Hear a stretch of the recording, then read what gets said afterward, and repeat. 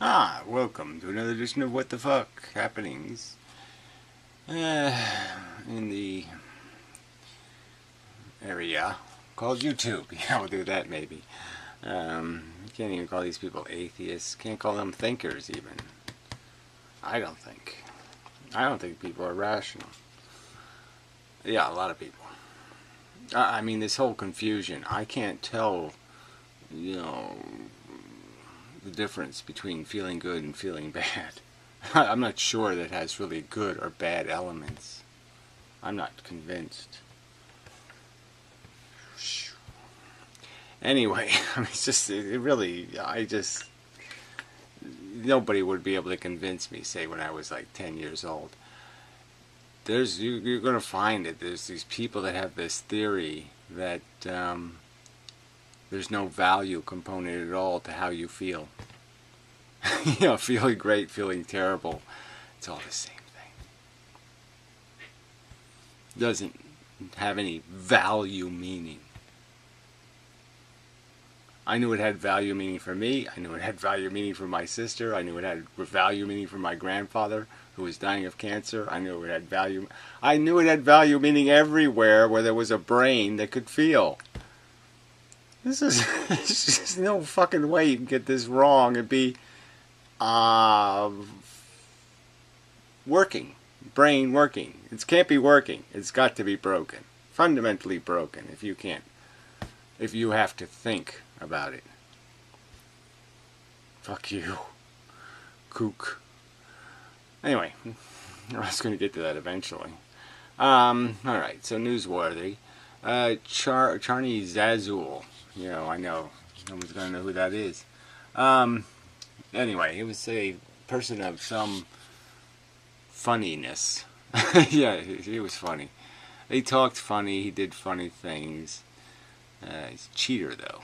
Cheated me out of my contest winnings. Let his wife win. His to-be wife or something. His to-be, oops, I knocked her up. A little knock-up is in the video. But I don't know. It seems like he's been gone longer than the kid's age. I don't know. The kid didn't look 7, but who knows. Some kids are a little slow.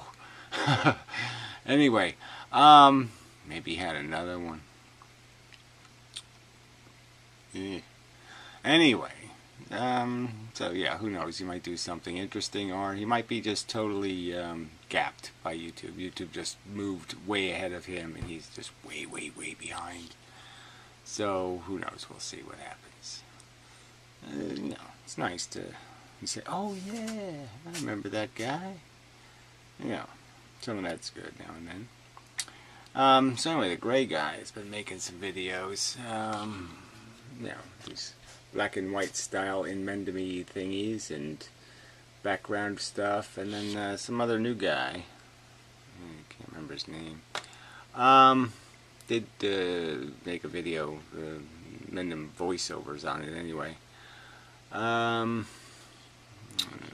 had Holocaust images where pull the knife out of Mengele's hand, yeah, and a little brutal. Thought there might have been some other one.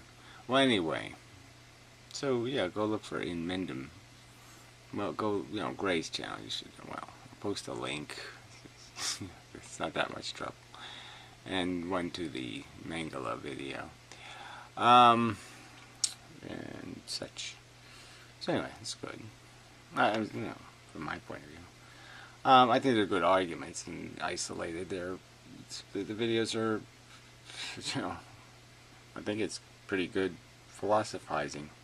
Anyway, alright, so Old Fan had made some video about some book idea, the history of antinatalism. I don't know if the history is all that I really hate history, to tell you the truth. I mean, I hate, I don't give a fuck. Aristotle and shit. I mean, yes, it's really cool that some people were thinking people and trying to understand, but I mean, they still didn't, they thought there was ether in your head and demons, and they thought all kinds of wacky shit. And so their insights were pretty polluted by their ignorance, and, so I just don't know how important that is. And it's all, I just, I'm not a big fan of the name droppy thing and going through. Oh, it's good, but I don't know if I'm not terribly interested. I guess that's all I'm saying. I'm not a big history. I'm not a fan of who said what when. I'm a fan of saying things that are meaningful. Whether they've already been said before, who cares? But anyway, I like the idea of the book, because that we got to do. I mean, I know I'm supposed to do it, but I just don't do it. But I was thinking that I should make videos. I think I did in the past. They're devoted to the book idea. But I was thinking about, somebody had mentioned, I said in a video, blood footprint. And they want to know if I coined that. I guess I did. I hadn't heard it before. But anyway. But I was thinking it was a good name for the book. So I was thinking okay, so now we have a title. Okay, what's your blood footprint kind of thing. Or blood footprint would be enough. And just this idea of understanding the implications of what happens. Technically, if there was an Adam and Eve, there was, but they weren't called Adam and Eve. They were Ugg and Uggy. And, they had an Ugget. And, in a sense, they're responsible for all of the suffering mankind has endured. So all of the Holocaust, all of the cholera, all of the surgeries with anesthesia, all the slow death from war wounds, all of these horrible things. And that's their blood footprint just in human toll. And then you think of all the damage humans have done to animals and all the torment they have imposed. It's a huge footprint, and for what accomplishment? These little beautiful few orgasmic moments, playing with your little baby's fingers or something. Oh, please. The price tag is outrageous to satisfy nothing more than a desire, a need, a deprivation. So, that sort of jumps. It's sort of the argument I don't want to get to anyway. But the whole Glibus thing. So the Hothlades and the Anacondavad made a video, and I got, 30 seconds into it, and he said something, what if I like, or what if I want? And this idea of, if that's what the real bargain was, if people really knew their destiny, like say if you told them ahead of time, okay, you want to go skydiving, right? And you could actually tell them, well, guess what? You're going to be one of those lucky people whose parachute doesn't open. You're going to crash through a roof. You're going to break, 67 bones. And you're going to be in the hospital for 10 years and disabled for the rest of your life in a wheelchair. Then they might say, oh, wait, no, I don't want to go skydiving. See, when it was a 1 in a million chance, or a 1 in 178,000 chance, they say, oh yeah, I'll do that. But when the real hard consequence is sitting there, and they know it is a certainty, then it's different. And what I'm arguing is that we know it's a certainty the autistic child is going to be born. We know it's a certainty the worst case, the worser case, a mongoloid or something who will suffer tremendously and die very young. 18, let's say, just 100 surgeries to repair all the defects, live a tormented, irritated life of no comprehension, no ability to really understand where you are and what you are, playing with your own poo. Come on. It's real. It's going to happen. That's the price of your endorsement. And that's the subject, which is ethics. So again, this asshole, this fucking Anticonta cunt, can't figure out that the conversation isn't about what you want. The conversation is about ethics, which is, what are you allowed to take? That's the conversation. What are you allowed to take? Asshole. I mean, you have to explain that a conversation that your personal value equations about what you do to your own, how many times you want to take a razor blade to your own penis, that's not ethics. That might be the subject of insanity, but it's not the subject of ethics. Go ahead, cut your fucking dick off all you want, fuckhead. But don't be saying you have a right to cut somebody else's, so to speak. At least not in a non-constructive manner. Some cutting is good.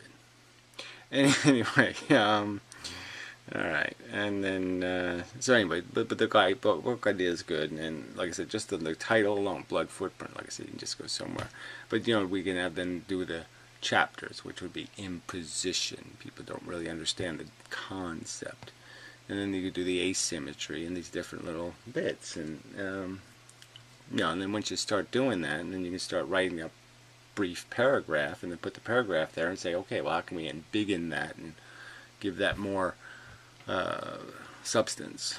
And then yeah, it might be one way of doing it. Instead of a narrative where you try to go from beginning to end, you try to make the argument from different perspectives, pointing all to a center, which is you're a deluded asswipe that's just running idiotic programs, crushed, smashed into your head by morons called my family and society and cartoons and movies. Silly shit. Alright, so the other thing, so I got to the glibist. I have that written down, glibist. That could be one of the titles of a chapter. Glibism. This is you know, so if you know, if Dickens could rewrite the Christmas Carol and he talked about ignorance and want, sort of set those up as the demons of the human condition. No, the demon is the glibist. Glibism. That's what will destroy. Make you a monster. Okay, Pierrot's retarded. Oh yes, he made a heads-up video for his room that he missed. I don't know whether he was planning on... I think he's doing it from a hotel or something, because, you know, the background was different, so it was obviously somewhere else, not his loft. But, you know, he's you know, he's always talking about what a brilliant tech guy he is, and he's just so brilliant. And he's just so great at this stuff, but man, it just doesn't seem like he, you know, when you can't get your own mic to work on a YouTube video, and then you can't even figure out how, well, maybe I should write something in the description about what the fuck I was saying in the video that has no audio. I mean, come on. And then you leave the video up, even though you know it has no audio. You can see in the video that he can't get it to work. I mean, it's just rude. So you have people watch a non-audio video. You don't give any explanation and description about exactly what you were saying, like you're going to do it tomorrow or tonight or later or something.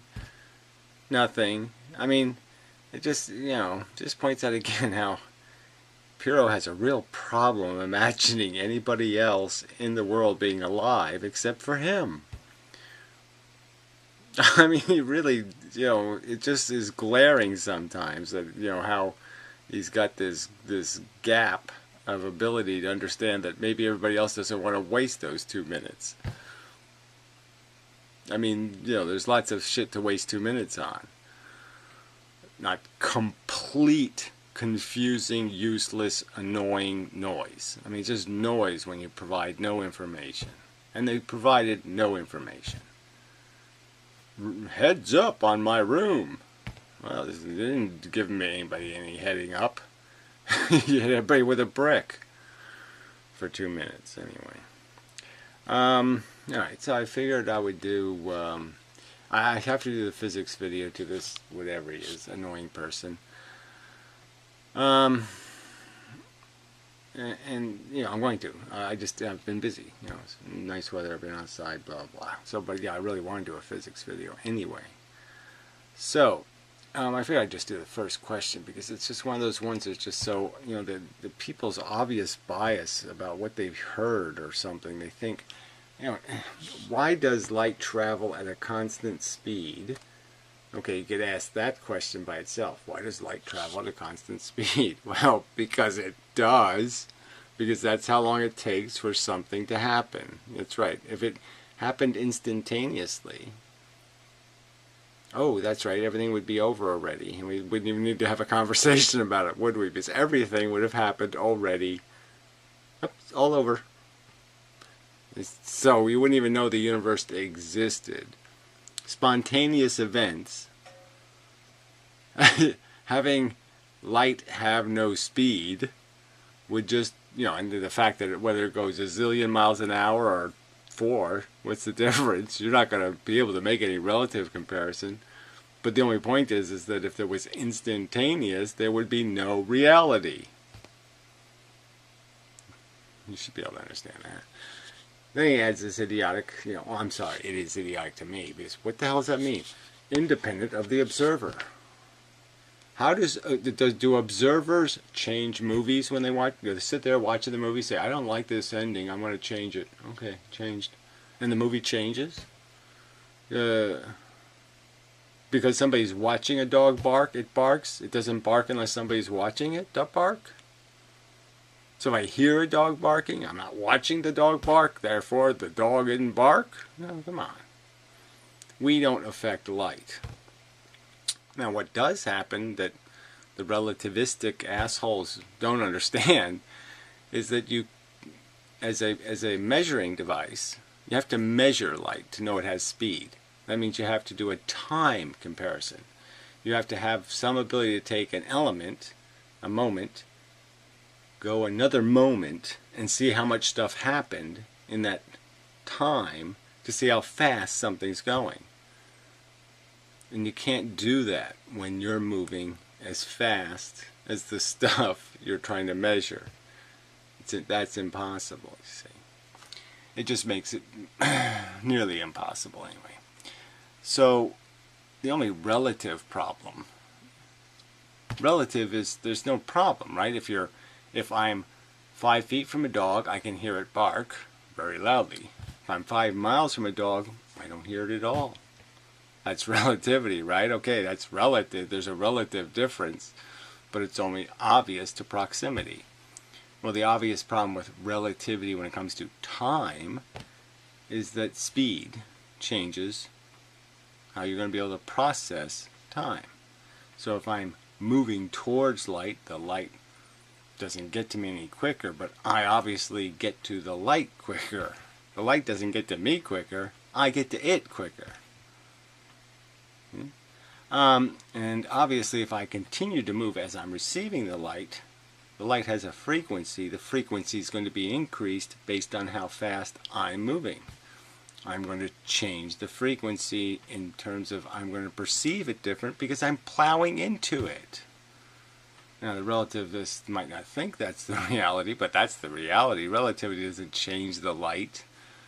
So if I'm going the speed of light and somebody's right behind me going the speed of light and they turn on a flashlight, the light's never going to get to me. Ever. Ever, ever, ever, ever, ever, ever. It's just going to sit there and,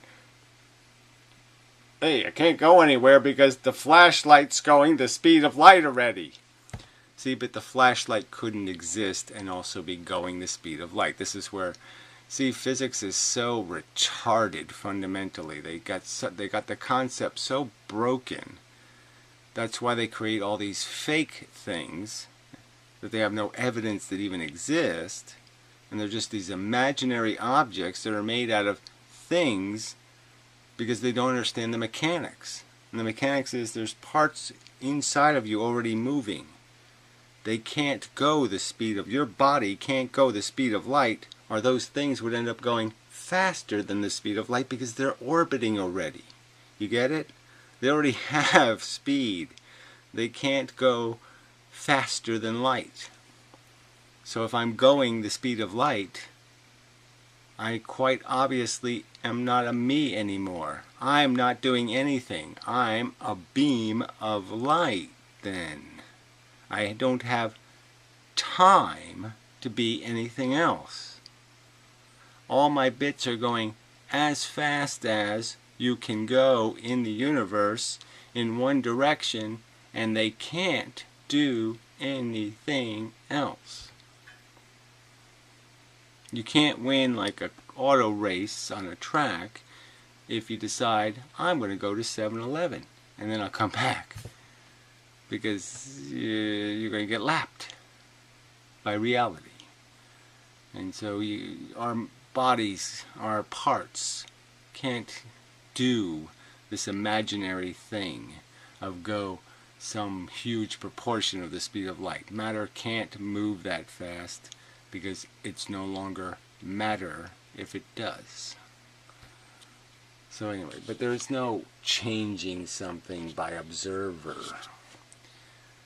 You change something when you interact. You're not interacting in any kind of direct way with it. You're not projecting at the movie's projecting at you. There's a difference. You can't affect something that you're not influencing. And when you're measuring things, your ruler breaks. If it's moving too fast, it's no longer ruler. You can't tell time when you're moving fast. You just can't do it anymore. Okay. So, that's one of the questions. And I'll get to the others and do a video. So what else? So, yeah, I've been collecting more magnets. Yeah, I just keep saying, oh, there's another. Oh, I forgot I had those. These are interesting ones. They're very powerful when they're like rubbery. You know, they got a softness to them, which is kind of neat, but they're really quite powerful. I mean, if I did this, I can probably make that fly off of there. Whoops. Oh dear. I can't show that. Slight edit. Oh, see? Yeah, it flew right off. Magnets. Yeah, I've been collecting them. No, edit. So anyway, but yeah, I've been collecting magnets, and these are kind of rubbery, and they're very powerful, so it's very interesting. So I haven't combined them with all these other magnets to see what kind of wacky things I can make them do. But anyway, I'm finding yeah, I like magnets. It's fun. Anyway, so until next time, and such, and so forth and whatnot.